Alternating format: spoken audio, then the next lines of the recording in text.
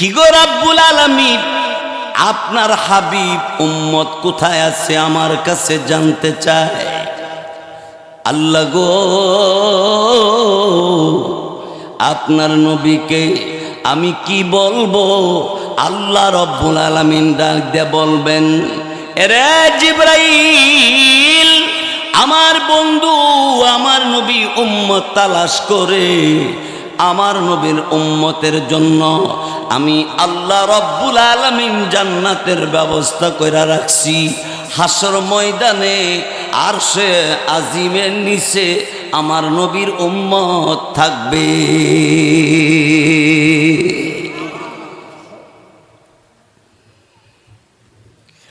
যেই নবী রওজা শরীফ থেকে বের হয়ে ওই আপনাকে আমাকে তালাশ করবে, যেই নবী কোরআনের জন্য ইসলামের জন্য আপনার জন্য আমার জন্য না খাইয়া মাস পার হয়ে গেছে আমার নবী,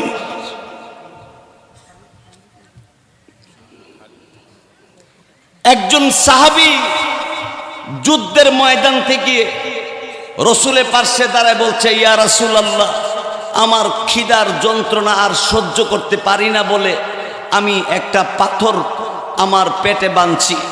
খন্দকের যুদ্ধে রসুল কাপড় উঠাইয়া দেখাইলেন, সাহাবী, তুমি পেটের খিদার যন্ত্রণা একটা পাথর বাঁধছো আর আমি দুইটা পাথর বাঁধছি।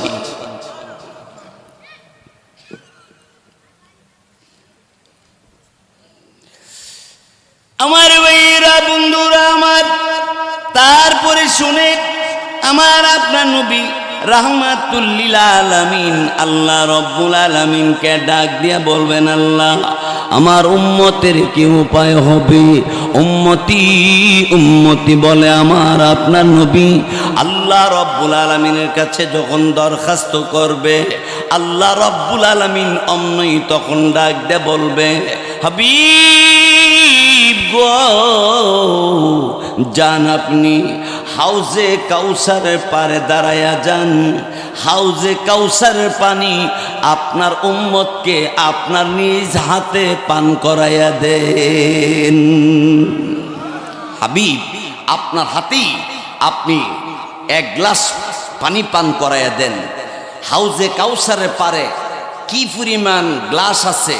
আম্মাজান আয়েশা সিদ্দিকা রাদিয়াল্লাহু তাআলা আনহা জিজ্ঞাসা করলেন, ওগো নবীজি, আপনার কোটি কোটি উম্মত হাউজে কাউসার পানি খাইতে গেলে এত গ্লাস পাইবেন কই? রসুল বললেন, আয়েশা, আকাশে যত তারা হাউজে কাউসারে পারে গ্লাস আছে অত, গ্লাসের অভাব নাই। এই জন্য দলমত নির্বিশেষে আমি সবার কাছে উদারত আহ্বান করব, অনুরোধ করব, আমাদের ঈমান যেন কেউ নষ্ট করতে না পারে, আমাদের নবীর তরিকা থেকে যেন আমাদেরকে দূরে সরাইতে না পারে। এই দেশ মুসলমানের দেশ, জোরে বলেন কার দেশ? এই দেশে হিন্দুরা জামাই আদরে বসবাস করে, বাঙালি কোনোদিন তাদের কোনো অনুষ্ঠানে বাধা প্রদান করে না। কিন্তু আমাদের কাছে খবর আছে, আমরা বক্তা মানুষ, ভারতে আমাদের জাতিবাই মুসলমানদের উপরে নির্যাতন নিপীড়ন করা হয়।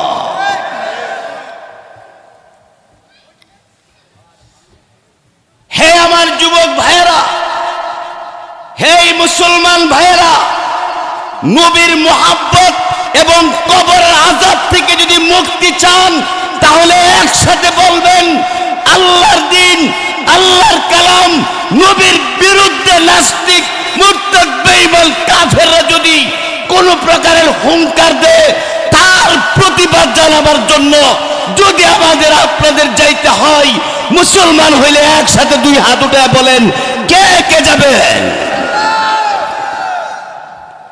মাশাআল্লাহ বলেন, আলহামদুলিল্লাহ বলেন। আমার ভাইয়েরা, বন্ধুরা আমার, আল্লাহ পাক রব্বুল আলামিন পরকালে দুইটা জায়গা বানাইছে, একটার নাম জান্নাত আর একটার নাম জাহান্নাম। আমি আলোচনা করব আজকে জান্নাত এবং জাহান্নামের উপরে। জান্নাতের ভিতরে কোটি কোটি বিল্ডিং আছে। ছোট বিল্ডিংটা হইল 100 তলা। ছোট বিল্ডিংটা কয়শো তলা? এখন সাহাবীরা রসুলকে জিজ্ঞাসা করছেন, ইয়া রাসূলুল্লাহ, আপনি তো মেরাজে গেছেন, বলে হ, তে আসমানে যে পার হইয়া এই সব কিছু দেখা আপনি বেহেশত দেখাইছেন, বেহেশতের তালা কুদ্দুর উঁচা? আমরা সেরেন্দা আখালিয়া যে বিল্ডিং করি কয় ফুট উঁচা? ওই যে কইতে পারে না, 10 ফুট 12 ফুট 11 ফুটের যায় না, ডরা, ঠিক না? রসুলকে সাহাবীরা জিজ্ঞাসা করছে, ইয়া রাসূলুল্লাহ, বেহেশতের মধ্যে ছোট বিল্ডিংটা যদি 100 তলা হয়, তাহলে বড় বিল্ডিংটি কেমন দেখছেন? বড় বিল্ডিং গুলি হলো 6666 তলা। কয় হাজার কয়শো কয় তলা? এই ধরনের বিল্ডিং আমরা বাংলাদেশে কয়টা আছে? পৃথিবীর কয়টা আছে? আছে নাই। এখন আইন তালা, 1 তালা থেকে 2 তালা। সাহাবীরা জিগাইল, হুজুর 1 তালা থেকে 2 তালার উঁচা কতটুকু? রসুল বললেন, জমিন থেকে প্রথম আসমানটা যদ্দুর উঁচা, একটা তালা হলো অতটুকু উঁচা। এখন প্রশ্ন করতে পারেন, এত উঁচা হইলে নামুম কেমনে, উঠুম কেমনে? লিফট আসিনি জানি, ঠিক না? জমিন থেকে আসমান যদ্দুর উঁচা, বেহেশতের এক তালা হলো অতটুকু উঁচা।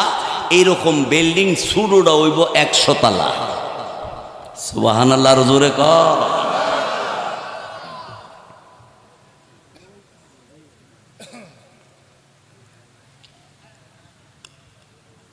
তো জাহান্নামের মধ্যে একটা মানুষ, হাদিসে আছে মুসলিম শরীফে, আপনার তার সামান্য গুনাহ জাহান্নামের মধ্যে গুনার কারণে গেছে, তে কাব্বাইয়া কুব্বাইয়া জাহান্নামের কিনারে আয়া মনে পড়ছে, আমার আল্লাহ তো অনেক দয়া, আচ্ছা একটা ডাক দিয়ে দেখি আল্লাহ আমার দয়া করেনি। ডাক দিছে আল্লাহ রে, আল্লাহ আল্লাহ, কে? আমি। কেরে ডাকতেছ? আল্লাহ, জাহান্নামের কিনারে মাত্র আমার জায়গা হইছে, আমার গুনাহ কম, এই তাপমাত্রাই আমি সইতে পারতেছি না, নিচে যারা গেছে এরার যে কি অবস্থা। আল্লাহ গো, আপনার কাছে একটা দাবি, আপনি আপনার গাফফার নামের খাতিরে আমারে মাফ করে দেন না, একটু দয়া করেন না। আল্লাহ কম মাফ করলাম, কিন্তু কোনো দাবি আসেনি। একটা দাবি। কয়টা? কি দাবি? জাহান্নাম থেকে উঠাইয়া জাহান্নামের পারের মধ্যে আমার বসাইয়া দিতেন। তাহলে জাহান্নামের পারে উঠতে গেলে তো পুকুরের ঠান্ডা পানি থেকে পুকুরের পারে উঠতে গেলে তো ঠান্ডা শেষ। আল্লাহ কয় একটা দাবি তো বলা হয় একটা। ওই আল্লাহ ফেরেশতারা বলবে, আমার বান্দাটারে জাহান্নাম থেকে উঠাইয়া জাহান্নামের পারের উপর বসাইয়া দেয়। এবার জাহান্নামের পারে বসবে, বইসে ওই সামনের দিকে তাকায় দেখবে একটা গাছ, গাছটার বডিটা হবে স্বর্ণের আর ডালগুলি হবে রূপা। গাছটা কত বড় আর কদ্দুর মুড়া, এটা সৌমিল যারা সালা এরা হিসাব করে কালকে আমার জানাইয়েন, আমি অনেক হিসাব দিতে পারতাম না। মুড়াটা কদ্দুর শুনে, আর ডালগুলি কত বড়। রসুল বলেন একটা তেজি গুড়া, তেজি গুড়া বলতে 1,86,000 মাইল গতিতে, কত? 1,86,000 মাইল গতিতে হুন্ডা চলে, বিমান চলে, হেলিকপ্টার চলে। রসুল বলেন 1,86,000 মাইল গতিতে লাগাতার গাছের গুড়া থেকে যদি উত্তর দিকে বা দক্ষিণ দিকে কোনো এক দিকে দৌড়াইতে থাকে, 500 বছর দৌড়ায় যাওয়ার পরেও এই গাছের ছায়া শেষ হবে না। এই গাছটা মনে উট্টুক মুড়ো হইব, ডালগুলি সামান্য সামান্য। এখন বলেন এই গাছ দেখিয়া হ্যাঁ দাবি না কইরা হ্যাঁ কয় এত সুন্দর গাছ আল্লাহ বানাইছি, যদি গাছটার কাছে যাইতাম, যদি যাইতাম দেখি আল্লাহর আর একটা ডাক দিয়ে ওইলাই সুবহানাল্লাহ, দিছে আল্লাহরে ডাক। আল্লাহ আল্লাহ কিরে আবার ডাকতেছ? আল্লাহ কি বলমু, আর একটা দাবি। ভালো করে বুঝালো এরপর কোন দাবি আসেনি? না এরপর আর কেমনে, ইডুই শেষ দাবি। কি আমার এই গাছটার কাছে যদি বসাইয়া দিতেন তাহলে আমার আর কোনো আফসোসও নাই, দাবিও নাই। ফেরেশতারা আল্লাহ বলবে গাছের কাছে তারে বসাও। গাছটার কাছে বসার পরে কানের মধ্যে আওয়াজ আইব, আওয়াজ, বাজনার আওয়াজ, বাজনার আওয়াজ, বাঁশির আওয়াজ। লতিফ সরকার, মমতাজ আর জানে কি তা আরো যারা গান গা বাজনা দিয়া, এই বাজনা না বাইসা, এই বাঁশি না, এই বাঁশি আর বাজনার কথা কইতাম গেলে একটা ঘন্টা সময় দরকার। আমার পরে আবার আরেকজন বয়ান করব বলে আপনারা বই রয়েছেন আমার জন্য, আমি বুঝছি।